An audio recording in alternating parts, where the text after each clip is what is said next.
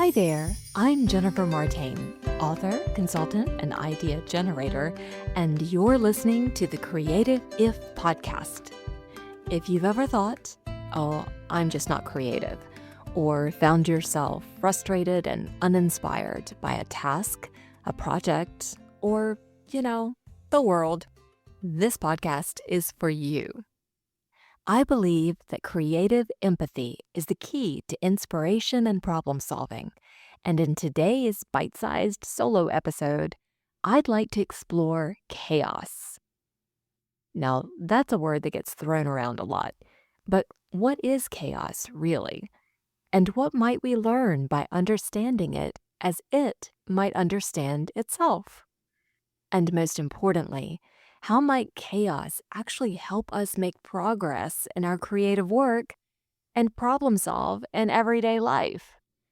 Now, I don't know about you, but in my life, I have learned that chaos cannot be avoided. Sure, we can try to mitigate it and separate ourselves and things like that, but there is just chaos. It just exists. It's raw energy. And sometimes we can't control that. So even though we might take steps to do that, we are going to be always bombarded by chaos. It might be in the form of, all caps headlines or your social media feed or, a well-meaning person that, you really love and care about that just brings chaos into your life and they don't mean to, but they do.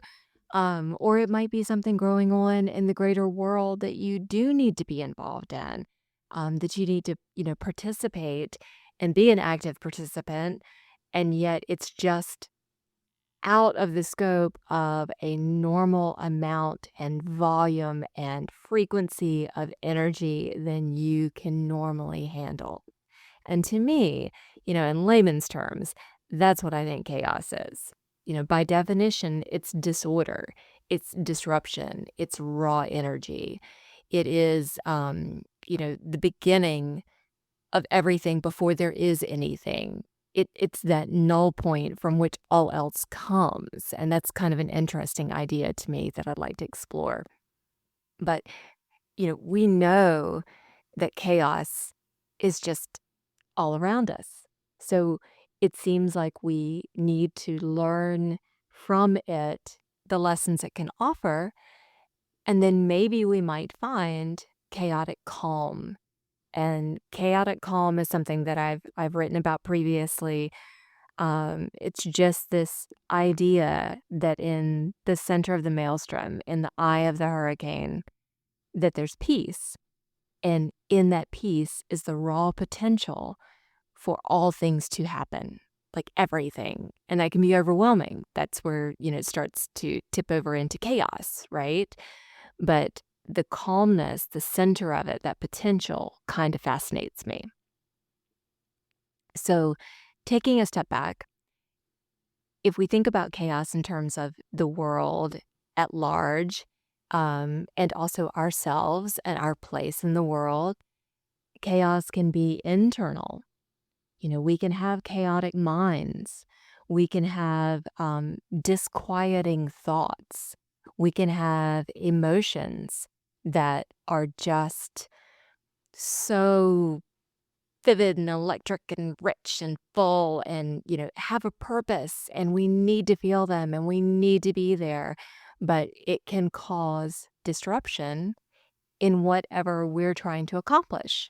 So as a writer, I know that I rely on that creative electricity to, have racing thoughts and come up with new ideas and dive into a character or have that, inspiration of, ooh, here's a good plot twist, that type of thing. But the chaotic nature, the other side of that can be, again, racing thoughts. Well, racing thoughts can't always be reined in or directed. Chaotic thought patterns and emotions and feelings and all that comes with it It might be internal. The world at large might be quiet. You might be in your, little secluded space. You might be sitting in the library with your laptop to just quietly write or your pad of paper, or you could be an artist and, the family has actually gone a weekend trip away, to give you space in your studio to create in lovely solitude. And yet you find that you've just got too much going on inside you to actually put anything out through your paintbrush onto the canvas. Your fingers can't type. There are too many things to say. If you're any other type of creative, you're trying to throw a pot. Well, that obviously, requires a certain dexterity and calmness with the way your fingers, skim the clay as you're shaping and molding it.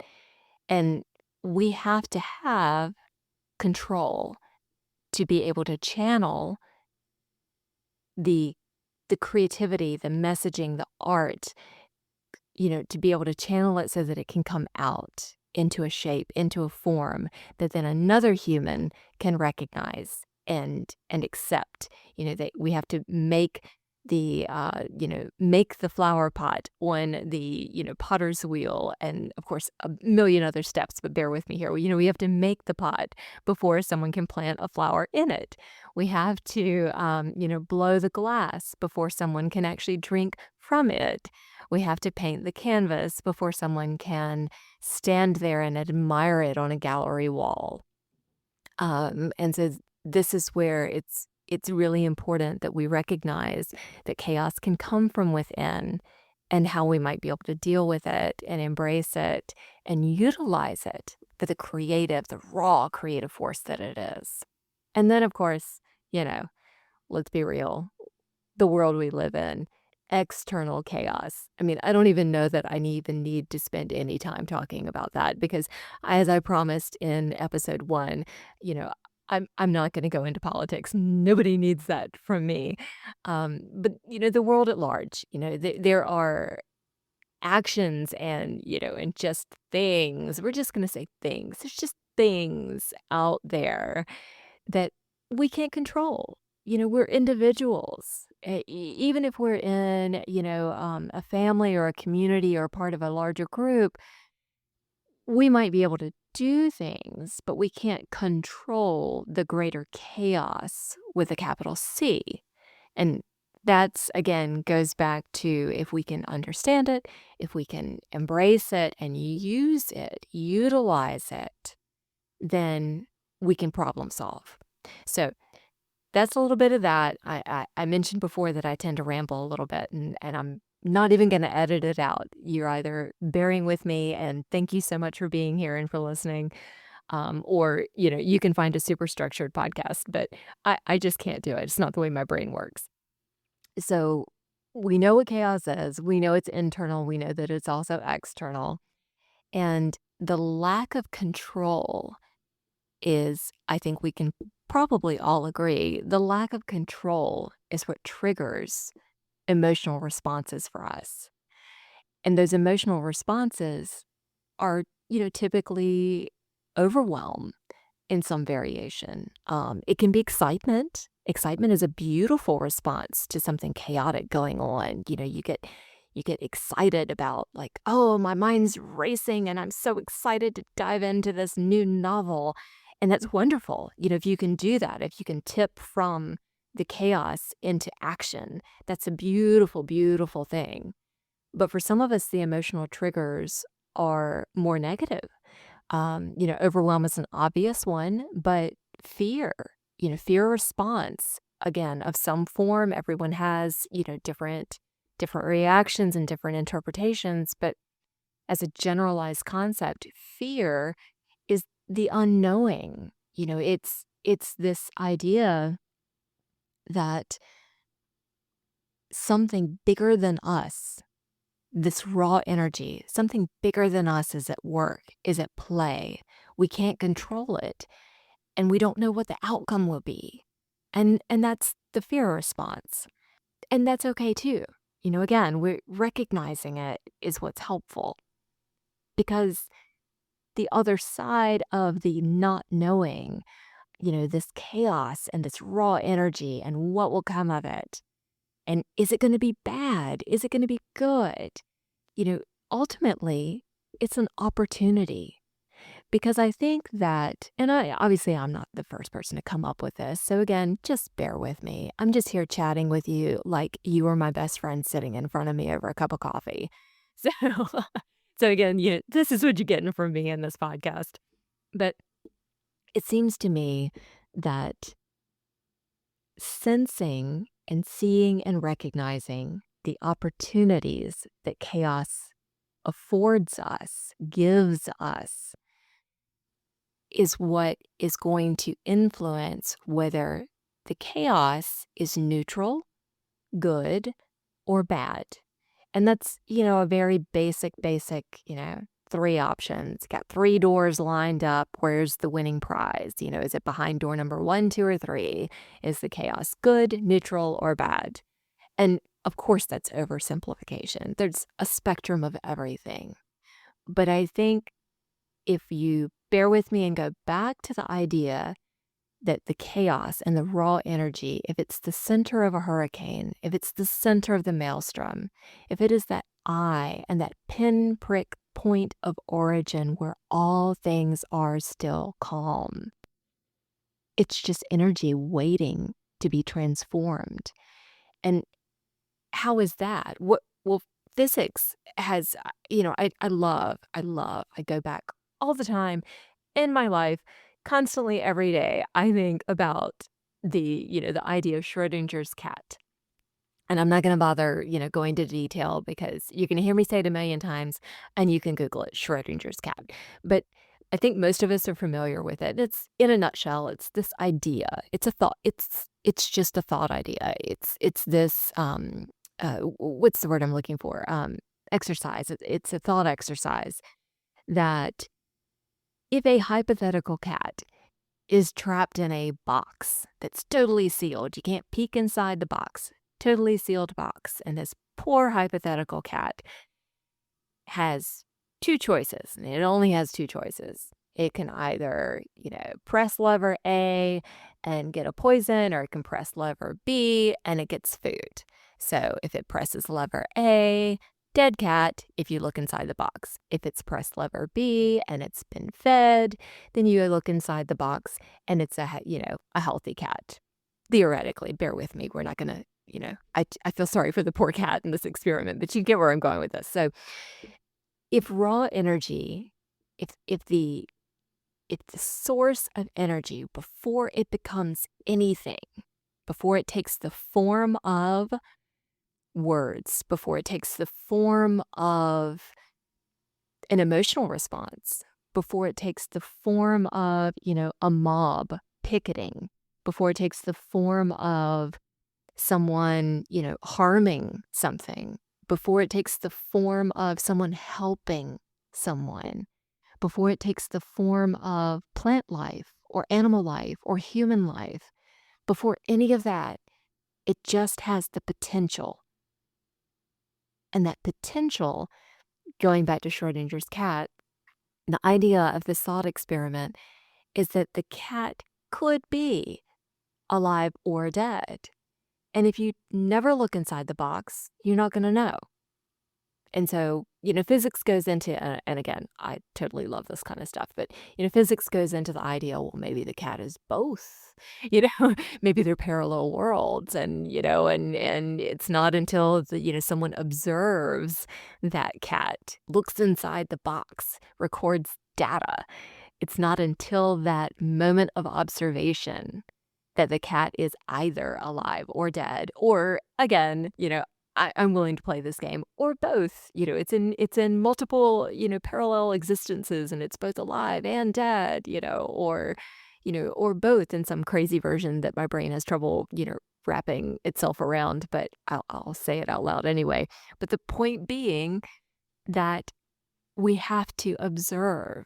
So if we dive into chaos, if we turn on our creative empathy and we look at chaos as simply this incredible opportunity with the potential for an outcome based on our observations, based on what we think it could become, that's really empowering to me.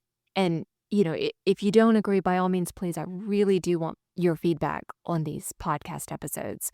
And at the end of the show, I'll tell you how to do that. But I really do want to know. But this is how I see it. This is how I feel.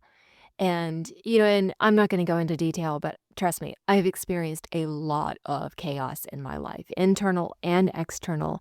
And so I don't say things like that lightly. I really mean what I say, in that the observation of the chaos, the imagining what could come from it, and being aware of our role as observers, no matter what the chaos might be. Again, internal, external, one moment in time, a year of your life. The person who cuts you off in the parking lot, for no good reason and never even sees you, and all that kind of stuff. I mean, like, all these things are chaotic, right? We're just mucking about in our own little world, just happy, and oops, we trip and spill a cup of coffee. Well, that's chaos. But what might come of that moment? What's that potential? And surprisingly, good things can still come from what seems to be bad chaos. And that's something that I really turn back to you to really kind of sit with and explore. And again, I'm not talking about, I really, really am so sensitive to how there are so many things in the world at large right now that for so many people feel totally chaotic. It just feels so powerful and so scary that you don't even know what to do with it. You don't even know what to think about it. But just remember, everything that we feel as an individual, there are other people feeling other things, right? They don't always feel what we feel. We don't feel what they feel.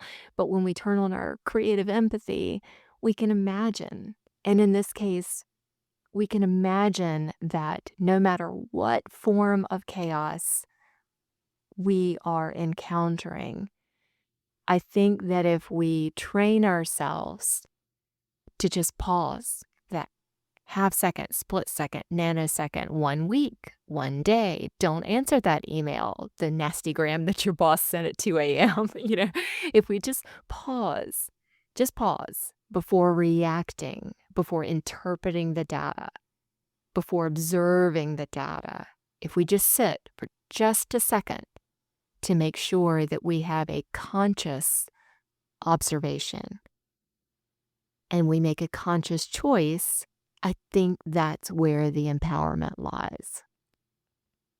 So I've spoken a bit longer than I had intended, but before I let you go, there's one other aspect to this that I think is very important. Um, and that is that when we are embracing the potential of chaos, when we are, diving in, finding that quiet spot, finding the calm in the chaos, and we're making a conscious choice on the best potential. That's how I think is probably the best way to phrase it. The best outcome, the highest and best potential for that raw energy. I think when we're in that moment and we're sitting there and it's swirling around us and all that potential is right there and we're just, a piece of driftwood in the center of the maelstrom, just at that fine point in the very center where we aren't even moving as it swirls around us. I think that we have to also be aware of the potential power in whatever scale of chaos is going on. So, again, every situation is a little different. So, pulling back out, looking at it from a big picture, it could just be a chaotic moment like, oh my God, I can't believe I just spilled hot coffee on my lap. Or it could be something bigger, a world problem, a family problem, a dynamic at work. You're rushing to complete, uh, 2 more paintings before, a gallery exhibit that you're so excited for, but you're 2 paintings behind on your schedule, whatever situation that might be for your chaotic, experience that's happening.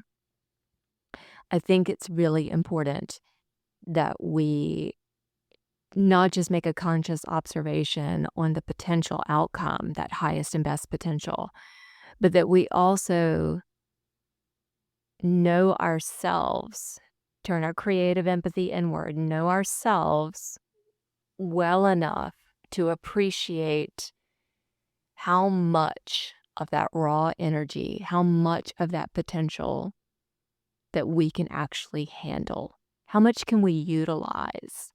What can we make use of without short circuiting?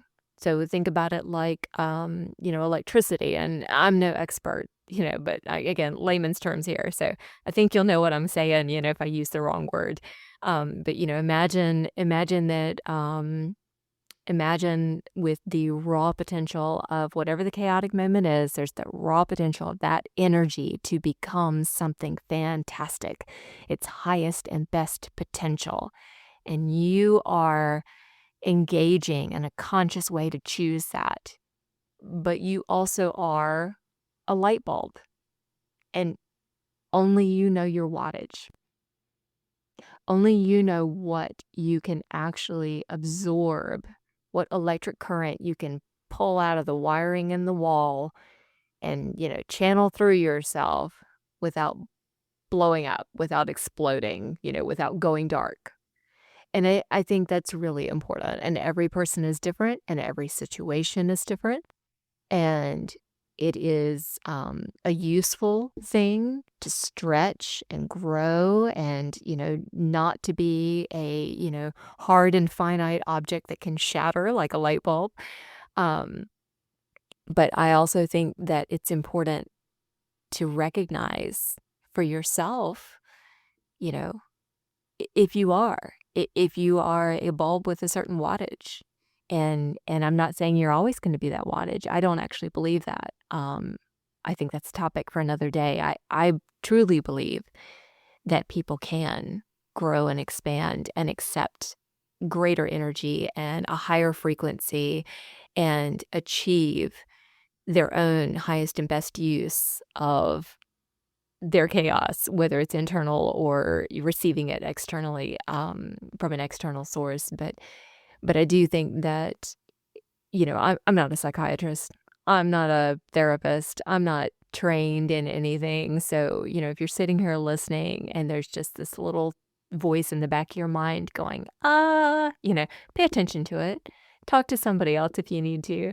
But I think it's important. I really think that we all have potential to use all this raw energy churning around us or inside us. We have potential. We have the potential to turn that into a highest and best potential outcome, to translate that energy, to channel it, to funnel it, to reverberate with it, to resonate with it, to glow like the most beautiful string of fairy lights you could ever imagine, decorating the most glorious, peaceful, amazing, beautiful party you could ever imagine. The party of your life, the party of your family's life, the party of the world, we are these individual little glowing lights on this string, I mean, you could just keep going and going with, this imagery if you like, or you could be saying, Jennifer, please stop. That's too much because again, I do tend to babble.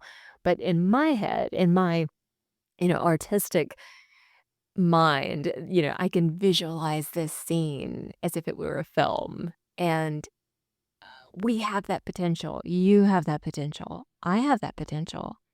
but we also do need to be mindful of our own internal wiring, right? So maybe our wiring needs a little work before we can handle that high of a voltage. Only you know that.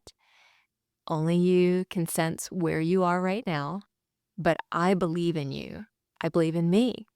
I believe that every single one of us can channel the raw energy of chaos, internal or external, that we can channel it and use the current, use the voltage, I think is the right word, that we can use it, that we can transform it, and at the same time ourselves be transformed. And I think it can all be positive. I really do. I believe that. And I think probably, that's probably enough for today. And I just want to say thank you. If you're still listening and you're still with me, thank you. You're one of my people. I hope maybe I'm one of your people. And I look forward to the next episode. So before I let you go, last thing, I am building out the creativeif.com. If you go to that web address, thecreativeif.com, it's going to be a landing page that not only keeps tally of the episodes, but also has a summary, and depending on the topic, it'll have resource links. When I start doing interviews, which I'm hoping to do in March, and I've got some fun people lined up. I'm so excited. But when I start doing that, if they have additional resources or information or something, that's going to be the hub for it. So just go ahead, now, even though I'm still building it out because we're only on episode 2, go to thecreativeif.com, sign up for my newsletter. That way you'll get the podcast episodes in your inbox, and you'll know, whether the topic is of interest to you that day. I'm a big believer that information comes to us when we're ready for it. So if it's a great, podcast episode for you, fantastic. That way you can just skim and see and tune in and listen. And of course, I also would greatly appreciate if you would, follow or subscribe to the podcast on your platform of choice, whether that is, any of the platforms, the deal. I'm not going to name them all here. But, I just love to stay connected with you. So last thing, because I think I already said that twice before, is about feedback. I do want feedback. I'd love to hear what you think. I'd love to have some guidance on other topics you might like me to cover. And once interviews start up, I'd love to know if you have an idea for an interview. That'd be a lot of fun, and I'll find somebody good that we can talk to. So if you go to thecreativeif.com, I have a handy dandy nifty built-in right there on the web page. There is a way to leave me a voicemail. And I'm really excited. So y'all try that out. Like it seems to work. I've tested it and it would be fun. So go to thecreativeif.com, leave me a voicemail. Tell me if this episode was, good and, could be better. Jennifer, please stop babbling. Or, hey, I loved it. You're my people. Whatever you might want to say. I'm open. I'm flexible. So go to thecreativeif.com, sign up for my newsletter, leave me a voicemail, and follow this podcast on your platform of choice. And so that's all for today. I really, really hope that this was a helpful foray into, embracing and dealing with chaos. And I wish you the best. And I hope you have a beautiful rest of your day as you're listening to this, or evening, if it's evening when you listen. Thanks so much. I'll see you next time.